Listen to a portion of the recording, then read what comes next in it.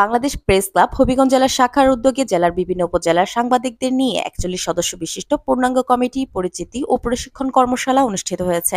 ২০২৬ সালে গঠিত এই কমিটি ২০২৭ সাল পর্যন্ত দায়িত্ব পালন করবে বলে জানানো হয়েছে।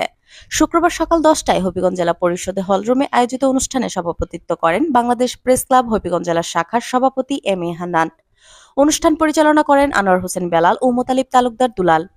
অনুষ্ঠানে উদ্বোধক ও নির্দেশনামূলক বক্তব্য রাখেন বাংলাদেশ প্রেস ক্লাবের প্রতিষ্ঠাতা সভাপতি সাংবাদিক ফরিদ খান।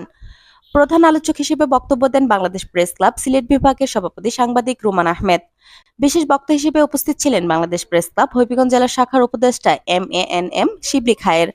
এছাড়া বিশেষ অতিথি হিসেবে বক্তব্য রাখেন বীর মুক্তিযোদ্ধা মোহাম্মদ হোসেন খান, বাংলাদেশ প্রেস ক্লাবের প্রতিষ্ঠাতা সভাপতি শেখ আব্দুল কাদির কাজল এবং হবিগঞ্জ চিফ জুডিশিয়াল ম্যাজিস্ট্রেট কোর্টের APP অ্যাডভোকেট মিজানুর রহমান চৌধুরী। কর্মশালা সাংবাদিকদের পেশাগত মান উন্নয়ন, সংগঠনের কার্যক্রমকে আরও গতিশীল করা এবং গণমাধ্যম সংশ্লিষ্ট সমসাময়িক নানা বিষয় নিয়ে আলোচনা করা হয়। বক্তারা বলেন, বস্তুনিষ্ঠ ও নিরপেক্ষ সংবাদ প্রকাশের মাধ্যমে সমাজে সত্য ও ন্যায়ের পক্ষে সাংবাদিকদের আরও দায়িত্বশীল ভূমিকা পালন করতে হবে। পাশাপাশি সাংবাদিকদের ন্যায্য অধিকার আদায় ও পেশাগত নিরাপত্তা নিশ্চিত করতে ঐক্যবদ্ধভাবে কাজ করার আহ্বান জানান তারা।